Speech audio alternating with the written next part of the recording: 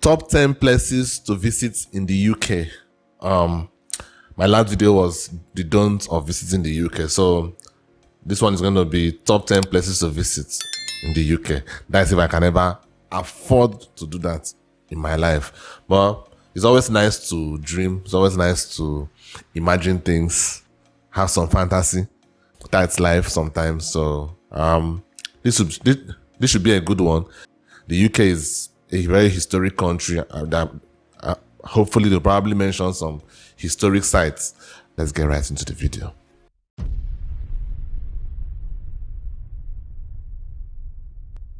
Guys, my name is Ryan Shirley, and I spent the last few years exploring the United Kingdom, and I want to show you my favorite places. So here's my UK top 10.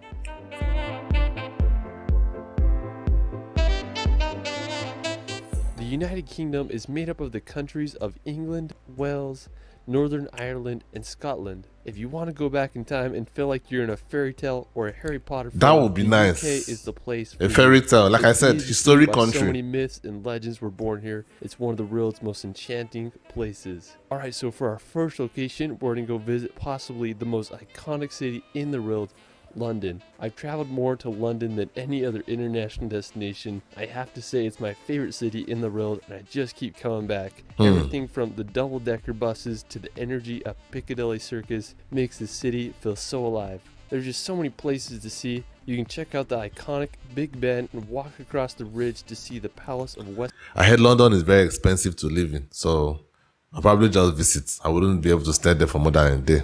Westminster. There's the Tower Bridge, which is possibly the most famous bridge in all of London. You can go see the Stoic Guards at Buckingham Palace or take a ride on the London Eye. If you haven't already been to London, I'd highly recommend visiting. This looks London beautiful, again. man. It's hard to beat the London atmosphere. There's no city like it in the world. Alright, so after exploring London, we're going to make the 2-hour drive over to Stonehenge. Located in Wiltshire, England, lies one of the most famous man-made rock structures in the world. There's a lot of mystery surrounding Stonehenge. Like, what I think I've seen this somewhere. How- Like, I don't know where I've seen this. But is it a movie or did they say something that is kind of a mystic kind of location?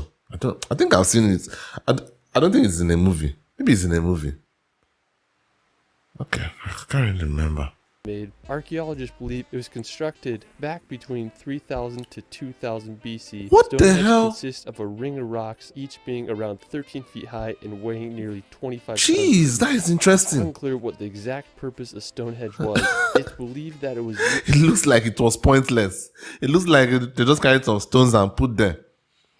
And I'm actually surprised that this kind of structure was allowed to stay here for this long without being destroyed. 3000 BC. That is crazy. 2000 before Christ. What? Damn. Jeez, that is crazy. And it was left to be here. I'm thinking that maybe there's government protection for it, right? Because there has to be. Can't tell me that this thing is just here and people are just allowing it to be here. Like, that would be very, very weird. So that means there has to be some government protection to it. British guys or English guys, tell me down in the comments. is an astronomical observatory or a religious site. Either way, it sure makes you stop and think how people thousands of years ago were able to construct this. Alright, so after Stonehenge, That doesn't look that hard to over construct, the though. Jurassic Coast. I While mean, you won't find people any built the dinosaurs pyramid. here, you might find some fossils on the beach. The Jurassic Coast is England's only natural World Heritage Site, and it's become popular with its white cliffs and picturesque beaches that are full of fossils formed over 65 million years ago. What? One of the most famous spots on the Jurassic Coast is Durdledore. It's this limestone arch that goes straight into the ocean. There's a great beach there, and I just can't think of a better place to spend during the hot English summers. Wow. One of my favorite spots on the Jurassic Coast is Old Harry's Rocks.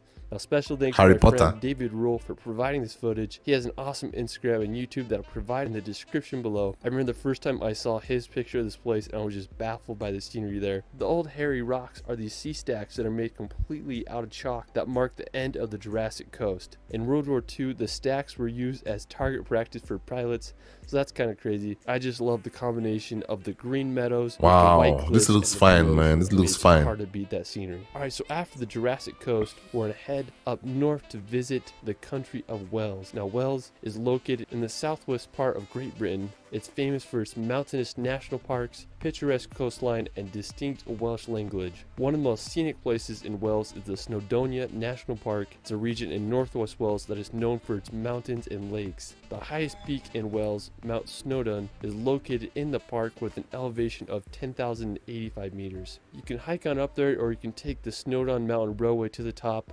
If you're lucky, you might be able to see Ireland across the sea. Alright, so after Wales, we're going to head to the Isle of Man. Can see Ireland from there. The Irish Sea, right between England and Ireland, lies a Okay. It's not that far though. Yeah, sure. It's not that far. Well, it's From the map. not part of the United Kingdom. It has status of crown dependency, and the UK is responsible for its defense and external relations. The Isle of Man has had an interesting history.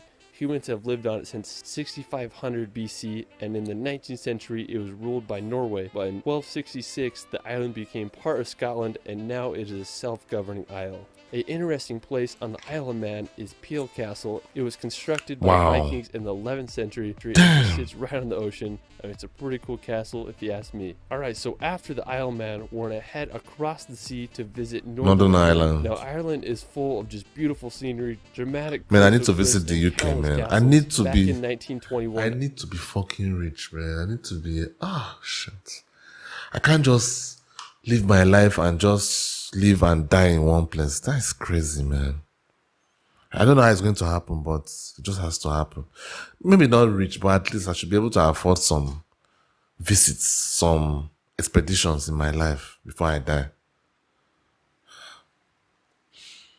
Ireland was split into Northern and Southern Ireland as a result of the Government of Ireland Act of 1920. While Southern Ireland became a free Irish state, Northern Ireland remained within the United Kingdom. The capital of Northern Ireland is the city of Belfast, which is the birthplace of the Titanic ship. One of the most iconic places in Northern Ireland is the Dark Hedges. It's this road lined with beech trees planted in the 18th century. It was used as a filming location for the Game of Thrones. On the northern coast, you can check out the Carrick Already Rope Bridge or see the columns at the Giant's Causeway. I mean, there's just so much history and beauty in Ireland, and it just makes me want to go there and explore. Alright, so for our next location, we're going to head to Scotland to visit the Isle of Skye. This is these places are so...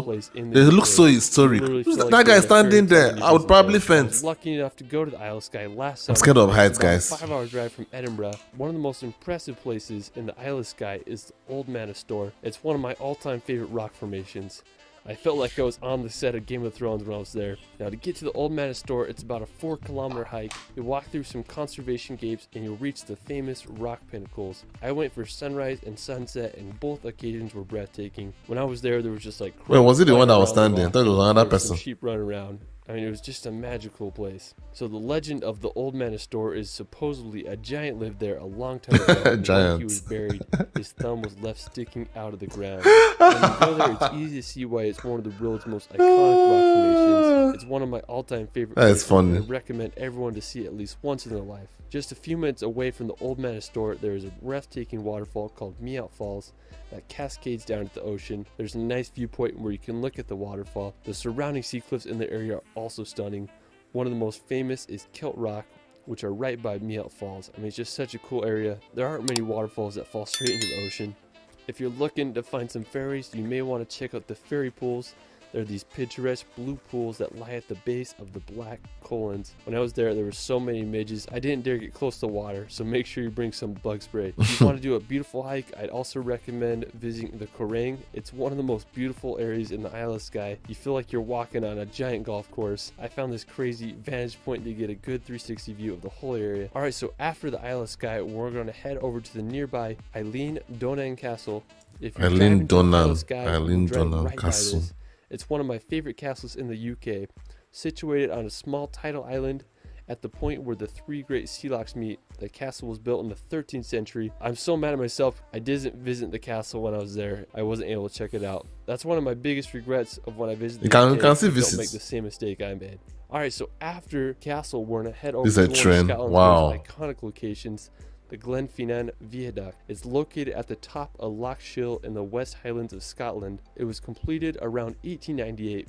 This may look familiar because it was I've seen featured it in the before. Harry Potter film. A lot of When I was movies, there, I not wanted just to Harry get close Potter. to the bridge, so I walked underneath it. I was just shook by how big it actually was. That's crazy, After I man. hiked to the top to get a good vantage point, so I could How do see they the maintain James all Train these go things not across to the not to Viaduct? collapse It one day? reminds you of those Harry Potter movies. All right, so after Glenfinnan, we're gonna head over to Edinburgh. Now, if you want to go back in time, Edinburgh is a must. It's where J.K. Rowling wrote her Harry Potter novels. When I started traveling, this was one of the first cities I visited. It's a medieval old town with intricate neoclassical buildings, cobblestone streets, and beautiful gardens. The iconic Edinburgh Castle overlooks the city and is home to Scotland's crown jewels. When I was there, I didn't go into the castle because I was being too cheap, but one of my favorite places was Calton Hill. It offers a beautiful view of the whole entire city.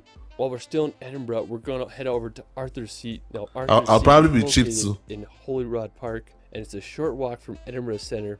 Arthur's Seat is an extinct volcano with an elevation of 823 feet. When I was there, I wanted to get as high as I could so I could see all of Edinburgh. I made a hike up and I reached the top. It was just so windy when I was there, nearly blew me over.